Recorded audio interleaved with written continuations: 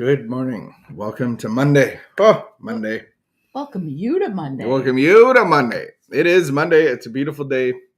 It looks really nice out. And then you read the weather and you said it's going to thunderstorm or something bad. Severe thunderstorm watch. I feel like they're running around playing Chicken Little. Do you find? You give me a severe thunderstorm watch a little too often. I'm probably not going to pay attention to it. Do you feel like I give you a thunderstorm watch in our personal life sometimes? Watch out. The weather is more important now that you have white running shoes. Oh, yes. You can't wear white running shoes whenever you feel I have been training you in the way of shoe weather. A rise and grind, baby. I like that shirt. I like how we're matching today. We're kind of color coordinated. Tell me about a rise and grind. A rise and grind means get up, show up, dress up, and let's get going. Living the spiritual life. The addicted life says, let's just sleep in. I don't want to be here today. It's too hard. I got too many. It's complaining and looking for ease and comfort. Yeah, the spiritual life is one of getting up, dressing up, and showing up. And do you make that up yourself? I think I did, yeah. Did you buy that one on the website? I bought this one on the website. You did? Yeah. Okay. Yeah. It is available on the website in a variety of colors. Are you laughing at my color today? No, I'm laughing at myself being like a promotional advertisement. I thought you were like laughing at me because I'm getting away from my diet plan of wearing black to be slimming. Well, that is true. You usually wear black. Why are you looking down here? I'm not. No, it's a nice color. I like the green. I like the established in 2006. Is that the year you went into recovery, or is that your sober date? That's sober date. That's your sober date? Yeah. Oh, I thought... I went into recovery in 2005, and it took a year of trying to convince myself, concede. I know. I'm just not very good at math. I was trying to figure out if it was actually 16 years. Yeah, we're coming up to 16 years. This weekend. Yeah, long weekend. What a time to quit drinking alcohol for the rest of your life. A long weekend? Yeah. That's the weekend you should choose. That means something bad happened that weekend. Something bad happened on the long weekend. I woke up on a Monday or a Tuesday or... 2006. Yeah, 2006. We should look at that calendar. Good morning, everyone. Good morning, Karen in Newfoundland. Oh, Karen's in Newfoundland. Hey. Ashley, Mrs. LeBrun. We got to meet her in person. Yeah, we got to meet somebody in person. Yeah, I love the online life, but it's fun to meet people in person. Thank you for joining us today. Today is July the 25th. Yeah, we're matching today. Did you ever match your brothers? No. Me and my brother used to match. My parents would buy us clothing that was similar. It's cute when you're close in age. I'm quite a bit older than my brothers. Yeah, so as a 14-year-old girl, I wasn't really interested in matching my little brothers. I had a picture. All right, July 25th. We read over and over again that we are powerless over alcohol. That the alcoholic sobriety is not our business or our responsibility. It may seem paradoxical then to assert that we, the spouses, can have a tremendous influence in bringing about sobriety and helping the alcoholic to maintain it. And fill in the blank. It doesn't have to be alcohol. It could be a myriad of other issues. Yeah. When we continue to nag and domineer, complain, and criticize, we are assuming, in large measure, the responsibility for deferring sobriety and for slips from sobriety.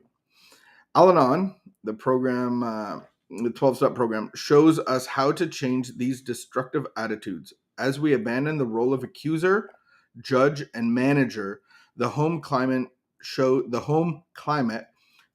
marked improvements. A pleasant, cheerful environment which we can create often creates in the alcoholic a desire to get sober. Today's reminder, being powerless over alcohol and the alcoholic simply means it cannot be done by forcing issues. A change in our attitude, on the other hand, has limitless power to bring serenity and order into the home. Quote of the day, I am not powerless over myself and the way that I act and react. It is in itself a power that can work miracles in changing the attitudes of others.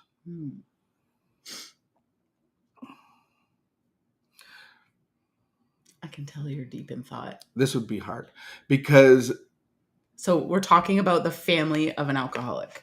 yeah, we're talking to the family of the alcoholic, and we can make it relevant in our lives today when we're trying to change our person's behavior by domineering and controlling and not encouraging. So I think overall it's really going, do I have a relationship with God?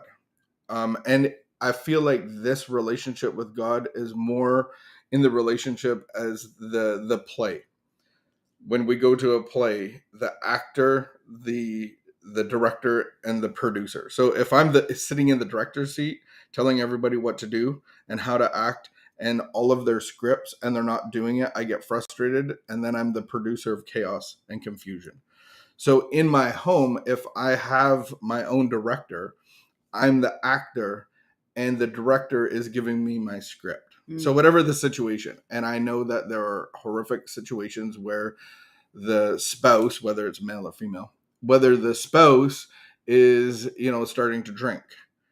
And imagine the panic and the adrenaline inside of like, what the, like 2 weeks, or 2 months or a year, and now all of a sudden we're back to square one. And so am I able to go to God to get my direction? Am I able to go to the director and get my script? How am I supposed to act? What am I supposed to say? And this is saying, how do I be an encourager? How do I not be the director? How do I not be the producer? And how do I just get my script? Yeah, because it's not my job to be. And I was just reflecting on, we were talking at the beginning about how it took you 2 years from that last rehab to get sobriety. And so I was just trying. It took me a year and a half to get continuous sobriety. And so there was, that period of like, you'd go out and you'd be drinking. And I'm trying to remember what that was like for me. Like, I'm trying to remember, how did I react? Like, was I like, was I just like, oh, well, I'm powerless over, pleasant and cheerful environment. Like, am I able to create a pleasant and cheerful environment when like it feels like my world is falling apart again? And I don't really remember. I do remember feeling trust, because something was different. I knew something was different, even though you were still going back out and sometimes drinking. I don't want to put tangibles on it because I think it's not about like specific behaviors, but there was like a knowing. I was meeting with my sponsor. I was going to meetings. I was in the big book. I was going to church. Drank, I was doing I do remember when you drank, you called your sponsor the next morning. Yeah. And I would be like, if I would reflect on it, I remember coming home in the morning or whatever. And just like, I feel like garbage. I'm like, I don't know how I did this for 3 days in a row. Like, you got to work up to that. And I'm like, I just need to sleep and I'm jittery. And it's like, this sucks. And it's like, I didn't ever feel condemnation from you. I felt it from myself. And so you gave me the space to form the relationship with God myself so that God can solve all of my problems. So just like I had a relationship with alcohol, now I have a relationship with God. Right. And he is my director and he is steering the car to where to go. And here I am today. So I think the reflection is what, like, wherever I am in life, there are external circumstances that I am powerless over, that I have zero control over, and waves that just like crash over me and I can't stop them. And how, it's not about having, a pleasant, cheerful attitude, but it's about having a connection to God, who is all power. And then make it today. If somebody's doing something that I don't feel that is necessarily productive or a work environment, and they're like being chaotic, they're coming in late, they're doing all of these things, I can take that today and go, God, how do you want me to be the representation, to be an encourager, to be love to them, instead of trying to, the words domineer, control, right, condemn, all of those things, like, oh, if you're just on time, or making subtle comments. And I think that was a poignant moment for me, this realization poignant. Nice. There's a G in there. There was this realization that I had turned into somebody that I didn't want to be. That there's like that little saying about like, well, if you squeeze a lemon, you're gonna get lemon juice, and it's like whatever. And if it's a rotten lemon, you're gonna get rotten lemon juice. And it's like I blamed all these external circumstances for how I was acting, but then I began to realize, oh, I just don't want to act like this.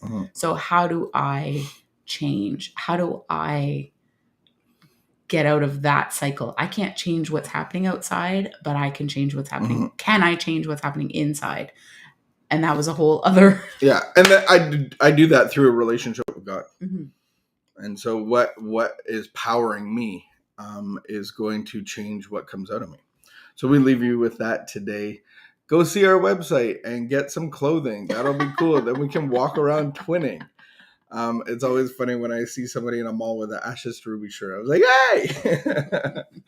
So join us in clothing. Join us in our relationship with God. Tell us what you do when you are feeling domineering and controlling and people aren't doing what you want them to do. Give us some tips. We can use that in our real lives and in our marriage and all of those things, all the relationships that we have. So have a great day. We will see you tomorrow. Keep the peace. Be of great behavior. Goodbye.